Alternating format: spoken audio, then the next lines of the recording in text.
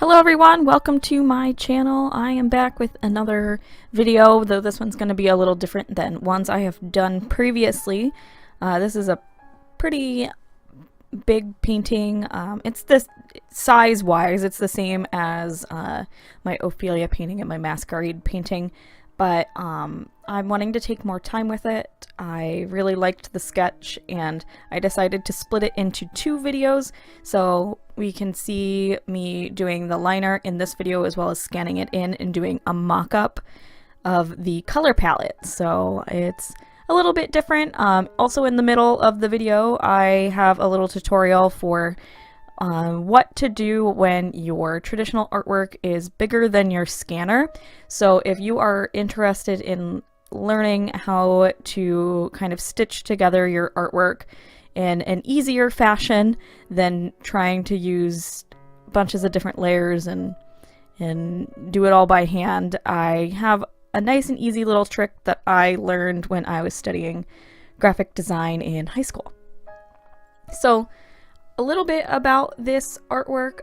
It started out as just like a little sketch in my sketchbook. I've had this idea actually for quite a while. I have an earlier sketch of kind of the same concept in one of my watercolor sketchbooks, and I just was never really super satisfied with it, so I never took it any further. But then I was really thinking about it, and I decided that I was just gonna doodle and kind of try things out, and I came up with this version, which I ended up really liking, where her head is tilted more.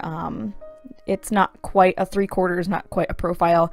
I think that's a really interesting way to draw the face, and the other one was just like a traditional 3/4. So I think that this one is a little more dynamic. There's a lot more movement within her hair, within her posture. She looks a little more little more strong. She's supposed to be like a moon goddess or a night goddess or something of that nature. So I really wanted her to not only feel elegant but also feel very powerful, and I think that I achieved that within her posture. She has a pretty strong presence, but the dress and her hair being kind of flowy also kind of represents that softer, more feminine kind of look as well.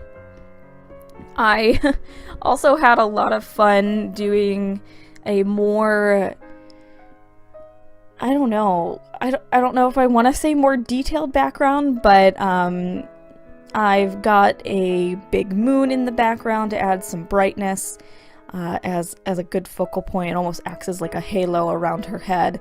And then in front of that I also have these kind of branches, almost like a twisted, knotty kind of tree, and I really love the effect. It's almost like a tree in winter or late fall where it doesn't really have a bunch of leaves, and I don't know, I think it turned out looking really cool. I really wanted it to have kind of a spooky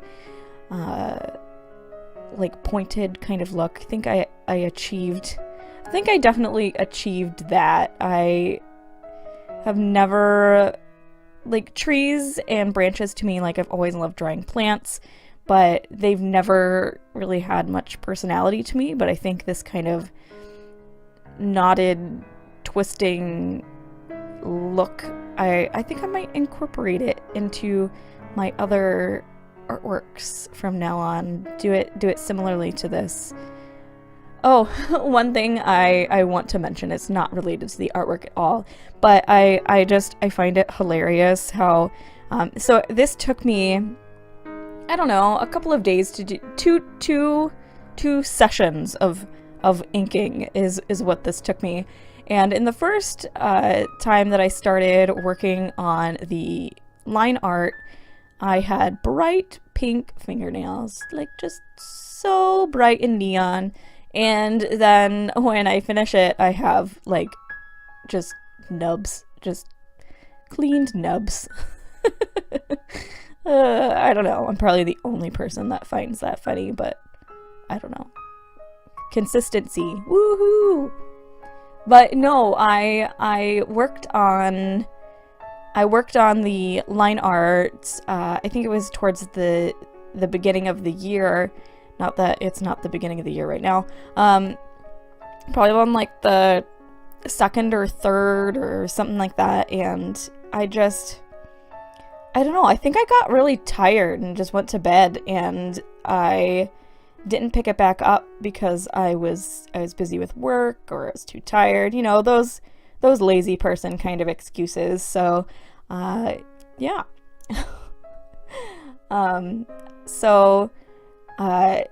We're coming up to me scanning in my picture, and as you can see, this is quite a bit bigger than my scanner. My scanner only scans up to like an A4, which is about a 9 by 12, and my piece of paper is an A3. It's basically a 12 by 16. It's not quite a 12 by 16, but as you can see here, I scan it in 4 parts. I'm just making sure I get everything in there, and then when I have everything scanned in together, instead of just making a Photoshop file and trying to stitch them together, I go before opening anything, I go to File, Automate, and then Photo Merge. And when it eventually pops up, you just leave it on normal. There's different ways you can tell the program to stitch your artwork together, but I just leave it on normal because I don't want it to have any sort of like effect. I just want it to be regular. Hit browse, select all of your images that you've scanned in of your artwork. For me, I have 4, so I click them, press OK, and then watch the magic. And it takes it a little bit to stitch everything together, but not too long. This part isn't sped up at all, so you can see that it's a pretty quick process. When I would try and stitch things together by like me doing it, it would take forever. So since she's upside down, I just rotate 180 degrees and then crop it, and there you go.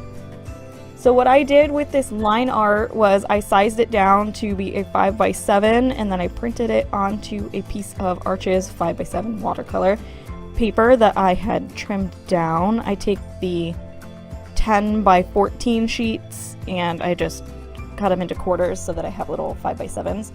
Now this I was super excited about. So this is my new printer. It's an Epson HD XP 1500, I don't know, 15,000, I don't know. It's got a long name. I'll list it in the thing below. But I wasn't sure if this would print on it because it's pretty textured, and it's a thick paper. Like the Arches paper I use is 140 pounds or 300 GSM, but I mean it worked beautifully. And here you can see me showing it off, and I did like a mock-up painting on it. Now, idiot me. Okay, I don't know why I didn't think of this. Probably because I was just so excited that I could scan in my line art and then size it down and then have like a teeny little mini painting, and I wouldn't have to trace it onto some mini watercolor paper. I'm dumb. So my printer ink is not waterproof. I'd say it's water resistant, I guess. Like, it doesn't completely wash away when you put water on it, but it does bleed. And some of the areas where it bled, I don't mind. It actually kind of has a cool effect, and I'll maybe be adding that kind of feel into the bigger painting, but it was not something I was prepared for in this teeny little miniature version. It